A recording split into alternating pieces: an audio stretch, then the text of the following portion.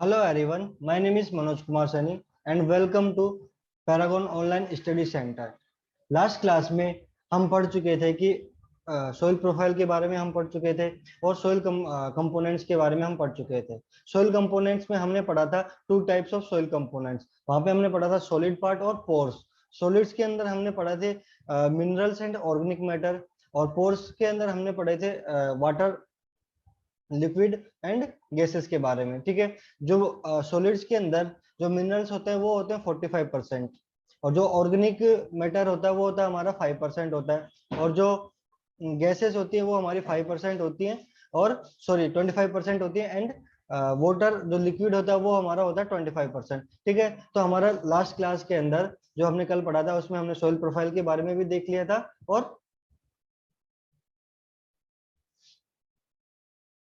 Last class में हमने soil profile और कंपोनेंट्स ऑफ सोइल के बारे में हमने देख लिया था। ठीक है, वो हमने ब्रीफ में देखा था। आज हम उसको डिटेल में पढ़ेंगे कि मिनरल्स क्या होते हैं, ऑर्गेनिक मैटर क्या होता है, एयर स्पेस क्या होता है, वाटर लिक्विड स्पेस क्या होता है, वो सब हम यहाँ पे देखेंगे। और सोइल प्रोफाइल के बारे में हम देखेंगे कि उसमें जो मैंने कल आपको बताया था कि होराइजन कौन कौन से होते हैं। एक होता है O horizon, A horizon, B and C and R horizon. ठीक है, तो इनके बारे में भी हम डिटेल में देखने वाले हैं। फिर हम देखेंगे डिफरेंट कंपोनेंट्स हमारे एनवायरनमेंट के, जैसे कि हमारा लिथोस्फीयर हो गया, हाइड्रोस्फीयर हो गया, अर्थ क्रस्ट हो गया, ये सब हम देखने वाले हैं। तो चलिए शुरू करते हैं आज का वीडियो।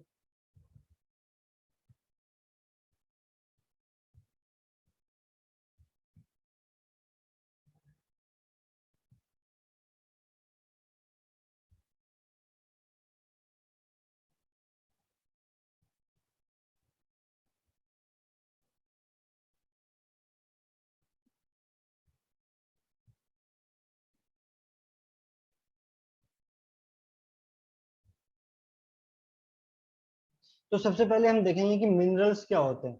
जब हमने कंपोनेंट सोइल कंपोनेंट्स के बारे में हमने पढ़ा था, तो हम देखेंगे कि वहां पे मिनरल्स क्या होते हैं। ठीक है, मिनरल्स वो सॉलिड पार्ट है जो हमारे रॉक से जब सोइल का फॉर्मेशन होता है तब वो बनता है। ठीक है, the morphology and the composition of minerals in the soil is based on its ancestral substances।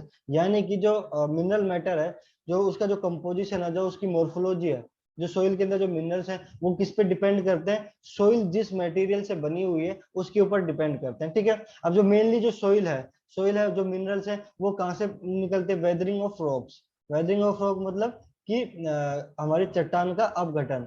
ठीक है, वेदरिंग ऑफ रॉक्स का मतलब क्या होता है, चट्टान का अपघटन। ठीक है, और इसके अंदर जो जो हमारा सोइल का जो सॉलिड पोर्शन होता है उसके अंदर कम से कम हमारे कितने होते हैं, 90% मिनरल मैटर होता है। ठीक है, और वो क्या बोलते हैं, डिफरेंट अलग अलग सोइल्स के अंदर, डिफरेंट टाइप ऑफ सोइल्स के अंदर वो अलग अलग शेप्स के पाए जाते हैं।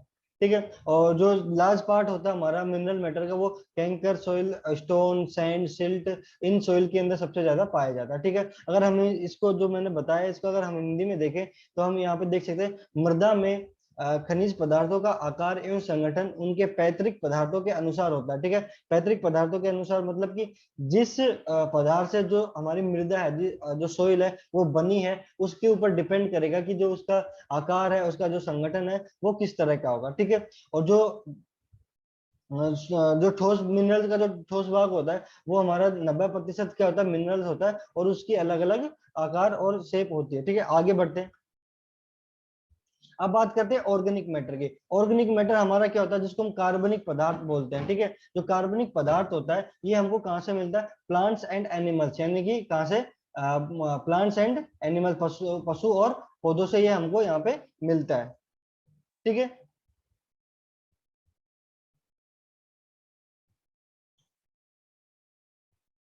अब बात करें कि जो सॉलिड मटेरियल के अंदर ऑर्गेनिक का कितना कंपोजिशन होता है। जो ऑर्गेनिक मैटर होता है ये हमारा होता है कितना, 5% होता है। किसके अंदर, हमारी सोइल के अंदर 5% होता है। ठीक है, the organic matter because of the decomposition of the plants and animals. अब देखो ऑर्गेनिक मैटर कब बनता है, जब प्लांट्स और एनिमल्स के जो अवशेष हैं वो कब सड़ने लग जाएं, गलने लग जाएं, तब ये क्या बनते हैं, तब ऑर्गेनिक मैटर का क्या होता है, फॉर्मेशन होता है। ठीक है, और जो ऑर्गेनिक मैटर होता है वो पार्शली डिकम्पोज होता है, पूरी तरह से डिकम्पोज नहीं होता। और जो ऑर्गेनिक मैटर है उसको सोइल के अंदर डिकम्पोज कौन करते हैं, हमारे माइक्रो ऑर्गेनिजम्स। कौन डिकम्पोज करते हैं, हमारे माइक्रो ऑर्गेनिजम्स डिकम्पोज करते हैं, ठीक है। और वो क्या करते हैं, सोइल की प्रोडक्टिविटी को मेंटेन करके रखते हैं, ठीक है। सोइल के अंदर न्यूट्रिएंट्स की अवेलेबिलिटी है उसको मेंटेन करके रखते हैं, ठीक है। सोइल की वाटर होल्डिंग कैपेसिटी को बताते हैं, यानी कि जो जल धारण क्षमता होती है, मिट्टी की जो जल धारण क्षमता होती है उसको भी क्या करते हैं, बढ़ाते हैं,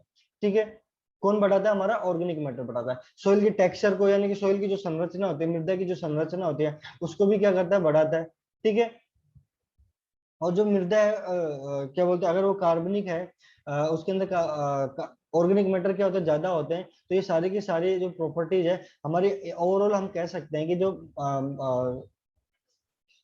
ऑर्गेनिक मैटर की वजह से हमारी सोइल की प्रॉपर्टीज क्या होती है, इंप्रूव होती है, ठीक है। अब आगे बात कर रही हैं हम,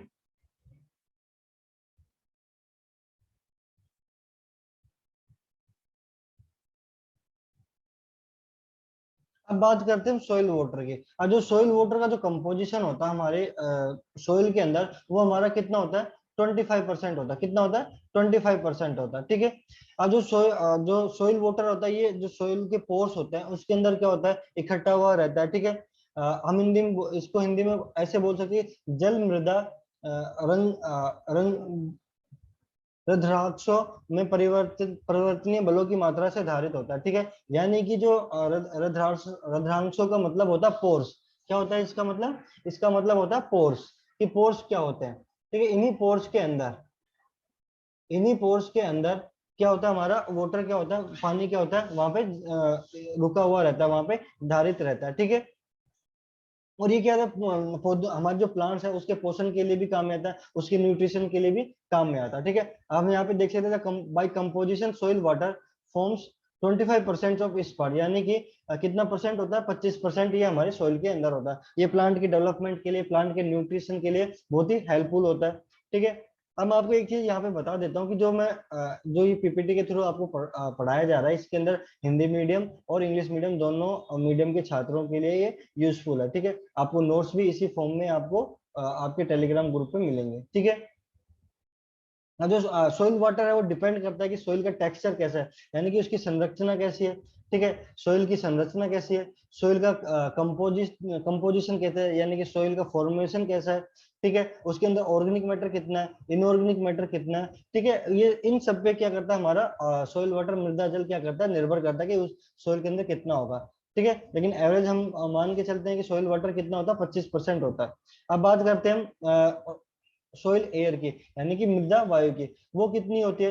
जो मृदा होती है, मृदा के अंदर जो वायु है वो होती है सोइल पोर्स के अंदर, मृदा रंध्रांश के अंदर होती है, कितनी होती है, 25% होती है, ठीक है। ये सोइल के पोर्स के अंदर प्रेजेंट होती है, ठीक है। और ये अनइक्वल डिस्ट्रीब्यूशन होता है इसका, यानी कि बराबर बराबर मात्रा में ये प्रेजेंट नहीं होती। अब कार्बन डाइऑक्साइड की मान के चले तो ये 0.3% होता है।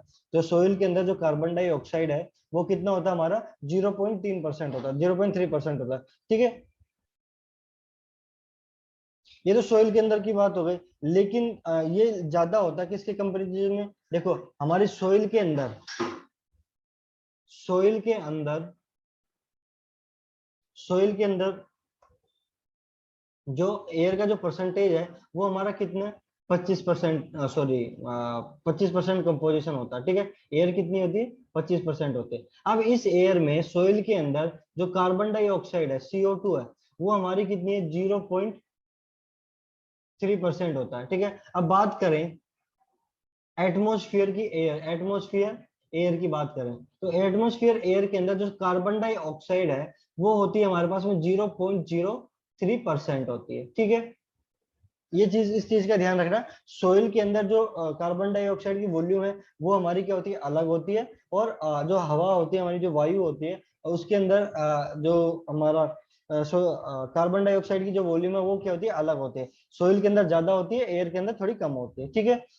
It is saturated by water vapours, ठीक है। और ये वाटर वेपर्स की वजह से क्या होती है, सेचुरेटेड होती है, ठीक है। Volume of oxygen and nitrogen in it is less than the atmosphere. अब जो हमारा ऑक्सीजन और इसका नाइट्रोजन का जो आयतन होता है वो हमारी एटमॉस्फेयर से कम होता है। जो एटमॉस्फेयर के अंदर जो ऑक्सीजन और जो नाइट्रोजन होती है उससे उसका आयतन क्या होता है, कम होता है। ठीक है, इस चीज का ध्यान रखिए। The amount of carbon dioxide in the soil air increases as the depth increases. ठीक है, अब जैसे जैसे मिट्टी की गहराई बढ़ती जाएगी वैसे वैसे कार्बन डाइऑक्साइड सोइल के अंदर क्या होगी, बढ़ती जाएगी। तो ध्यान में रखना, जब मिट्टी की गहराई क्या होती है, गहराई की मात्रा क्या होती है, बढ़ती है, तो कार्बन डाइऑक्साइड भी हमारी क्या होती है, बढ़ती है। ठीक है, और उसी के साथ साथ ऑक्सीजन क्या हो जाता है, ऑक्सीजन भी क्या हो जाता है, कम हो जाता है। ठीक है, ये तो हो गया हमारा सोइल लेयर। तो यहाँ पे हमने बात करी किसकी, सोइल के कंपोनेंट्स की। सोइल के कंपोनेंट्स में हमने देखा मिनरल्स कितना परसेंट है, मिनरल्स हमारे पास में 45% है। ऑर्गेनिक मैटर हमारे पास में यानी कि कार्बनिक पदार्थ हमारे पास में कितना, 5% है। एयर हमारे पास में कितनी है, 25% है। और वाटर हमारे पास में कितना होता है, ये होता है 25%। ठीक है, इस चीज का आप ध्यान रखिएगा। अब देखो, हम सरफेस सोइल और सब सोइल भी पढ़ चुके थे। तो सरफेस सोइल हम किसको बोलते हैं, जो मृदा की जो ऊपरी परत होती है, जो ऊपरी सतह होती है, उसको हम क्या बोलते हैं, सरफेस सोइल बोलते हैं। जो 0 से लेके 15 सेंटीमीटर तक की होती है। ठीक है, मान लो कि हमारे पास में ये क्या पूरी की पूरी एक जमीन है।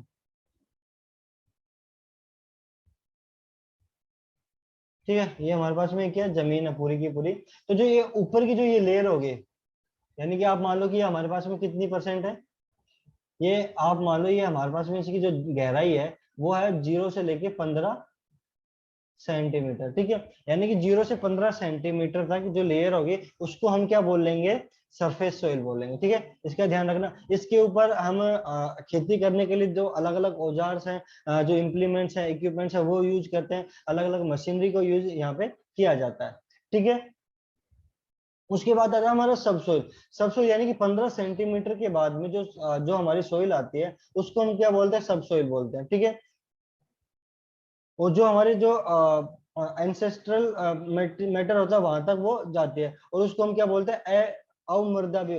जो सब सॉइल होती है उसको हम क्या बोलते हैं, अवमृदा बोलते हैं। और जो सरफेस सॉइल होती है उसको हम क्या बोलते हैं, पृष्ठ मृदा बोलते हैं। क्या बोलते हैं, पृष्ठ मृदा बोलते हैं। और उसको सब सोइल को हम अवमृदा बोलते हैं। ठीक है, यहाँ पे हम क्या बोलते हैं, इसके डिफरेंस देख लेते हैं कि सरफेस सोइल और सब सोइल में क्या क्या डिफरेंस होता है। ठीक है, अब देखो यह पूर्ण रूप से अपक्षयित होती है। जो हमारी सब सब सरफेस सोइल है, ये हमारी पूर्ण रूप से क्या होती है, अपक्षयित होती है। ठीक है, इसको हम बोल सकते हैं, क्या बोल सकते हैं, कि ये पूरी की पूरी क्या होती है, कंप्लीटली डिजेनरेटेड होती है। ठीक है, लेकिन जो सब सोइल है यानी कि अवमृदा है, ये कंप्लीट ये क्या होती है, पार्सली डिजेनरेटेड होती है। ठीक है, पार्सली डिजेनरेटेड का मतलब क्या होता है, ये क्या होती है, हमारी आंशिक अपक्षयित होती है। ठीक है,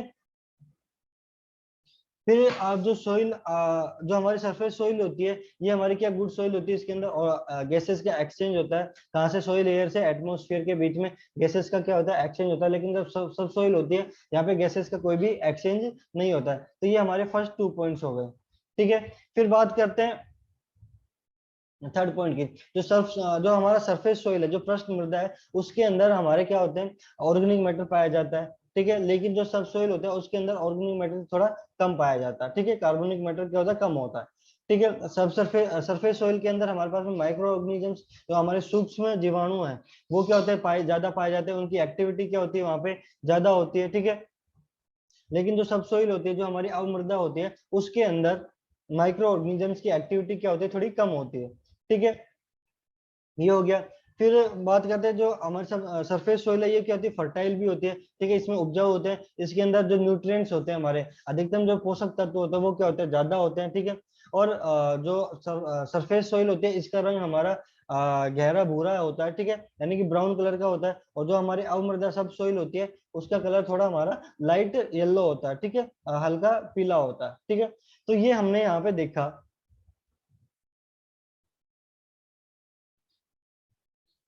अभी हमने यहाँ पे देखा कि जो हमारी सरफेस सोइल और सब सोइल को हमने देखा कि सरफेस सोइल क्या होती है, सब सोइल क्या होती है। ठीक है, अब हमने इसकी डिफरेंस के बारे में भी देखा, एक बार मैं आपको फिर से बता देता हूँ। जो सरफेस सोइल होती है, वो हम जो ऊपरी सतह होती है हमारी मिट्टी की, उसको हम क्या बोलते हैं, सरफेस सोइल बोलते हैं। यानी कि 0 से लेके 15 सेंटीमीटर की जो गहराई तक जो हमारी मिट्टी होगी, उसको हम क्या बोलेंगे, सरफेस सोइल बोलेंगे। और उससे ज्यादा गहराई होगी तो उसको हम क्या बोलेंगे, सब सोइल बोलेंगे। ठीक है, आई होप आपको यहाँ तक समझ में आया होगा। आगे बढ़ते हैं।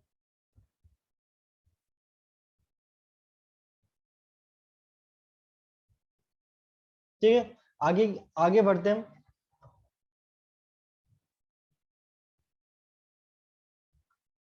अब बात करते हैं सोइल प्रोफाइल की। सोइल प्रोफाइल के अंदर मैंने कल आपको बता दिया था कि सोइल प्रोफाइल में होता क्या है। ठीक है, अब ये जो सोइल प्रोफाइल है, ये इसको मैंने हिंदी मीडियम वालों के लिए भी यहाँ पे लिखा है और इंग्लिश मीडियम वालों के लिए भी। ठीक है, तो मैं आपको ये हिंदी में ही समझाऊंगा होता क्या है।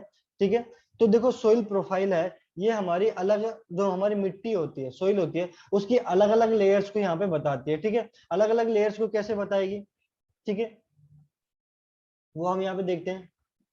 अलग अलग लेयर्स को कैसे बताएगी। अब ये देखो, इसको अलग अलग लेयर्स में हमने क्या किया, डिवाइड किया है। जैसे ओ होराइजन में एक होता ओ होराइजन, फिर ए होराइजन, फिर बी, फिर सी, और फिर आर होराइजन। ठीक है, जो ओ होराइजन होता है, ठीक है, जो हमारी ये वाली लेयर है, ठीक है, ठीक है, ये इसके ऊपर की जो लेयर है, इसको हम क्या बोलते हैं, ओ होराइजन बोलते हैं। ये हमारा क्या है, ओ होराइजन है। ठीक है, उसके नीचे यहाँ से लेके यहाँ तक हमारे पास में क्या है, यहाँ तक है हमारे पास में ए होराइजन, उसके बाद में बी, सी, और फिर आर। अब जो ओ होराइजन है, इसके अंदर हमारे पास में जो हम आंखों से देख सकते हैं, वो ऑर्गेनिक मैटर यहाँ पे पड़ा हुआ रहता है। ठीक है, अब इसको जो ओ होराइजन है, इसको हमने दो कैटेगरीज में डिवाइड कर दिया, एक O1 और एक O2।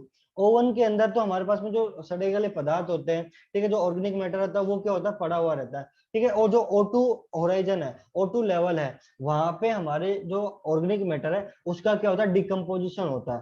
ठीक है, और उसको जब डिकम्पोजिशन होने के बाद में वहां पे हमारे प्लांट्स और जंतु के अवशेष पाए जाते हैं, जो क्या होता है, डिकम्पोज हो जाते हैं, अपघटित हो जाते हैं। ठीक है, डिकम्पोजिशन का मतलब होता है अपघटित होना। तो उसको हम आंखों से देखेंगे सर, लेकिन उसको पहचान नहीं पाएंगे कि ये किस चीज का मटेरियल है। ठीक है, तो ये तो होगी ओ होराइजन की बात। फिर बात कर, अब ओ होराइजन के अंदर हमारा क्या होता है, ओ होराइजन के बाद में हमारा डिकम्पोजिशन हो गया ऑर्गेनिक मैटर का और ओ होराइजन में। फिर उसके बाद में आता है ए होराइजन। ए होराइजन के अंदर, जो ओ होराइजन के अंदर जो हमारा ऑर्गेनिक मैटर क्या होता है, डिकम्पोज होता है, वो किस में कन्वर्ट होता है, हमारा ह्यूमस के अंदर। और उस ह्यूमस के अंदर हमारे पास में क्या होते हैं, मिनरल्स होते हैं। ठीक है, वो हमारे ओ होराइजन से कहाँ पे आते हैं, ए होराइजन में आते हैं। वहां पे हमारे पास में क्या पड़ा मिलता है हमको, ह्यूमस वगैरह मिलता है। ठीक है, तो यानी कि ओ और ए होराइजन है, ये हमारा कौन सी सोइल का पार्ट है, ये हमारा सरफेस सोइल का पार्ट है।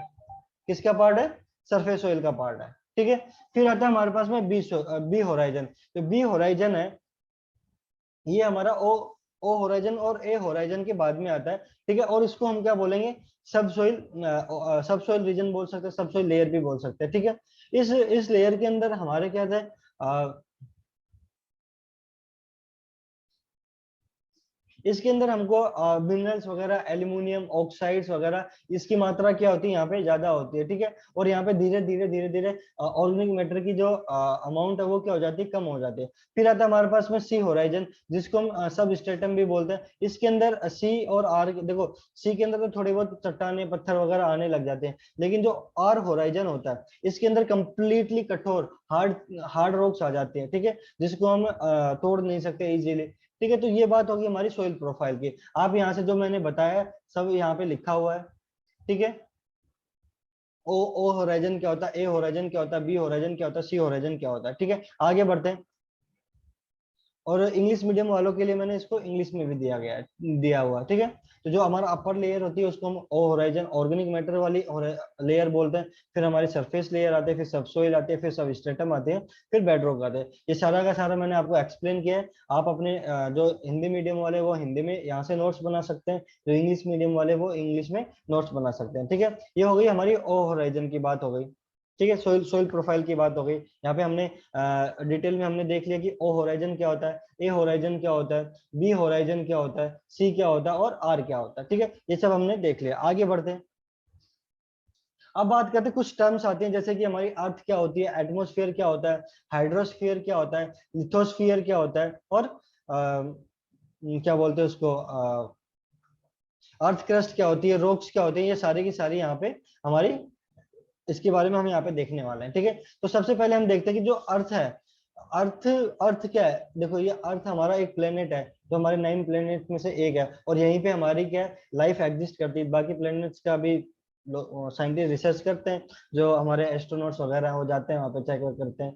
ठीक है, लेकिन हमारा हम बात करेंगे अर्थ की। अर्थ के ऊपर हमको क्या क्या मिलेगा, एटमोस्फेयर मिलेगा, हाइड्रोस्फीयर मिलेगा, लिथोस्फीयर मिलेगा। तो लाइफ के एग्जिस्टेंस के लिए ये तीनों बहुत ही जरूरी होते हैं। एटमोस्फेयर भी जरूरी होता है, हाइड्रोस्फीयर भी जरूरी होता है, और लिथोस्फीयर भी जरूरी होता है। ठीक है, तो हमारा जो पृथ्वी है, जो हमारा अर्थ है, इसके अंदर हमारे पास में वायुमंडल भी होता है, जलमंडल भी होता है, और थलमंडल भी होता है। तो वायुमंडल हमारा क्या होगा, वायुमंडल होता है एटमोस्फेयर। एटमोस्फेयर के अंदर हमारे पास में अलग अलग गैसेस पाई जाती हैं, जैसे कि हमारी कार्बन डाइऑक्साइड हो गई, ऑक्सीजन हो गई, नाइट्रोजन हो गई। ठीक है, और दूसरी अदर गैसेस हो गई। ठीक है, अदर गैसेस भी हमारी किसके अंदर पाई जाती है, एटमोस्फेयर के, हमारे वायुमंडल के अंदर पाई जाती है। ठीक है, अब बात करते हैं,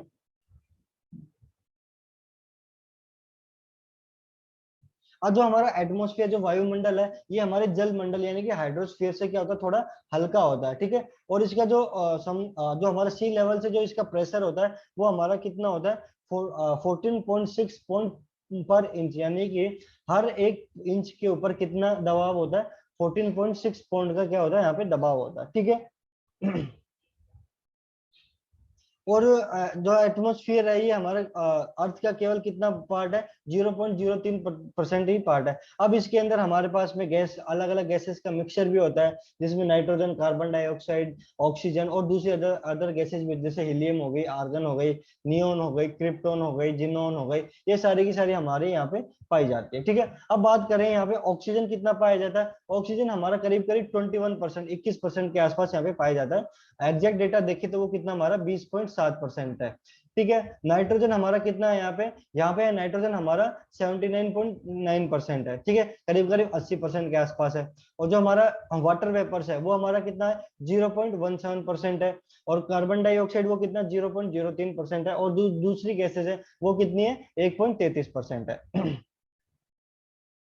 फिर बात करते हैं हम हाइड्रोस्फीयर की। हाइड्रोस्फीयर के अंदर देखो, हमने अर्थ की बात कर ली, एटमोस्फेयर की बात कर ली, अब बात करते हैं हाइड्रोस्फीयर की। हाइड्रोस्फीयर को हम क्या बोलते हैं, ये हमारा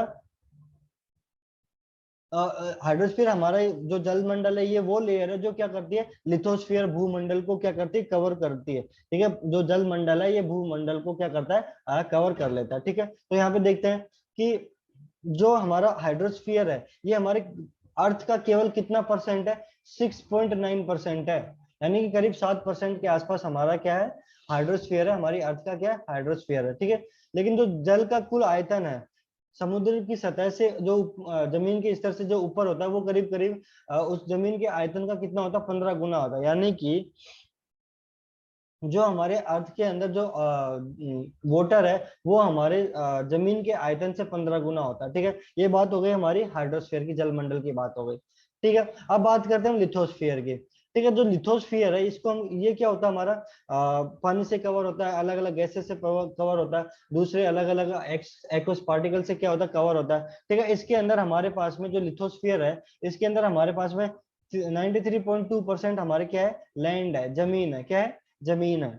ठीक है, अभी जो देखो, जो जमीन है, ये हमारी कई जगह पे कोल्ड कंक्रीट सरफेस की होती है। ठीक है, जो उभरी हुई होती है, जैसे कि हमारे माउंटेन्स वगैरह हो गए, ये भी हमारे जमीन का ऐसा होता है। कई जगह पे ये इंटरनली हॉट होती है, लेकिन ये क्या होती है, मेल्टेड मैटर के अंदर होती है, जैसे लावा वगैरह हो गया। ठीक है, और इसमें हम लिथोस्फेयर के अंदर हम वाटर, एयर, लैंड को भी क्या कर सकते हैं, ये तीनों के तीनों भी हमारे जमीन के क्या होते हैं, बाहरी हिस्से में प्रेजेंट होते हैं। ठीक है, और जो लिथोस्फीयर की जो डेंसिटी है, वो हमारी कितनी होती है, 5.5 होती है। ठीक है, कितनी होती है, 5.5 होती है। और जो अपर लेयर की जो डेंसिटी है, वो हमारी 2.5 से 3 होगी। ठीक है, जो अपर लेयर या फिर आउटसाइड लेयर को हम क्या बोलेंगे, लिथोस्फीयर बोलेंगे। ठीक है, और इसको हम क्या बोल सकते हैं, अर्थ क्रस्ट भी बोल सकते हैं। क्या बोल सकते हैं, अर्थ क्रस्ट भी बोल सकते हैं। और जिसकी थिकनेस कितनी होती है, 10 to 20 माइल्स होती है। जिसकी थिकनेस कितनी होती है, 10 to 20 माइल्स होती है। अब बात करते हैं अर्थ क्रस्ट की। ठीक है, जो ये हमारी लिथोस्फीयर की जो अपर लेयर होती है उसी को हम क्या बोलते हैं, अर्थ क्रस्ट बोलते हैं, जिसको भूपपड़ी बोलते हैं ना। अर्थ क्रस्ट को हम क्या बोलेंगे, भूपपड़ी बोलेंगे। ठीक है, और ये जो भूपपड़ी है, अर्थ क्रस्ट मेनली किससे बनी हुई होती है, मिनरल से, खनिज से मिलकर बनी हुई होती है। ठीक है, और जैसे कि क्या बोलते हैं उसको, इंग्रेडिएंट इसके जैसे एल्युमिनियम सिलिकेट मिनरल्स वगैरह हो गए, ये सारे के सारे हमारे क्या है, अर्थ क्रस्ट के क्या है, मिनरल्स है, जो जिनसे क्या हमारी अर्थ क्रस्ट क्या होती है, बनती है। ठीक है, और इस लेवल को हम क्या बोलते हैं, साइल बोलते हैं। क्या बोलते हैं, साइल। हिंदी में इसको क्या बोलते हैं, साइल बोलते हैं। क्या बोलते हैं, साइल। और इसकी जो एवरेज डेंसिटी है वो कितनी होती है, 2.65 ग्राम पर सेंटीमीटर क्यूब, यानी कि 2.65 ग्राम पर सेंटीमीटर क्यूब। और ये साइल लेयर के थोड़े नीचे होता है। ठीक है, और जो मेनली जो ये लेयर है, इसके नीचे जो दूसरी लेयर होती है वो मैग्नीशियम सिलिकेट मिनरल से बनी होती है, जिसको हम क्या बोलते हैं, सीमा बोलते हैं। अब देखो, जो एल्यूमिनियम सिलिकेट मिनरल से जो लेयर बनी हुई होती है उसको तो हम बोलते हैं क्या, सेल बोलते हैं। ठीक है, जो मैग्नीशियम सिलिकेट मिनरल से बनी हुई होती है उसको हम क्या बोलते हैं, सीमा बोलते हैं, या फिर सेमई बोलते हैं। ठीक है, नोबल गैसेस को छोड़ के सारे एलिमेंट्स हमारी अर्थ के अंदर मिल जाते हैं। फिर बात करते हैं रॉक्स की। ठीक है, जो हमारी सॉलिड बॉडी होती है, जो एक दूसरे से जुड़ के बनी हुई होती है, उसको हम क्या बोलते हैं, रॉक्स बोलते हैं। ठीक है, अब इसके अंदर फिजिकल प्रॉपर्टीज भी होती है, इसकी केमिकल प्रॉपर्टीज भी होते हैं। अब वो डिपेंड करता है कि उनके अंदर जो मिनरल्स है वो किस तरह के हैं। ठीक है, पर अगर एक एग्जांपल लेते हैं, एक रॉक है जो किससे बनी हुई है, लाइम स्टोन से बनी हुई है। ठीक है, तो उसके अंदर कौन सा मिनरल है, कैल्साइट मिनरल है। कौन सा मिनरल है, कैल्साइट। जो लाइम स्टोन है जो होता है हमारा, मार्बल होता है। ठीक है, तो ये हो गई हमारी अर्थ क्रस्ट की बात, हो गई रॉक्स की बात हो गई। ठीक है, अर्थ की बात हो गई, एटमोस्फियर, हाइड्रोस्फियर, लिथोस्फियर की बात हो गई। हमने यहाँ पे हिंदी में भी देखा, इंग्लिश में भी देखा। मैंने यहाँ पे हिंदी मीडियम और इंग्लिश मीडियम दोनों के लिए मैंने यहाँ पे नोट्स बनाए हैं। ठीक है, ये जो हिंदी में है वो हिंदी मीडियम के नोट्स लिखे, जो इंग्लिश में है वो इंग्लिश मीडियम के नोट्स लिखे, और ये जो आपको पढ़ाया जा रहा है इसके प्रॉपर नोट्स आप लिखिए। ठीक है, तो आज के लिए बस इतना ही। मिलते हैं नेक्स्ट वीडियो में। और नेक्स्ट वीडियो में हम पढ़ेंगे classification of rocks. Classification of rocks पढ़ेंगे, रॉक्स कैसे बनती हैं वो पढ़ेंगे, और रॉक्स के बाद में हम वेदरिंग ऑफ रॉक्स भी पढ़ेंगे। वहां पे सोइल फॉर्मेशन भी हम देखने वाले हैं, तो वो हम नेक्स्ट लेक्चर्स के अंदर देखेंगे। तो मिलते हैं नेक्स्ट वीडियो में। Thank you very much.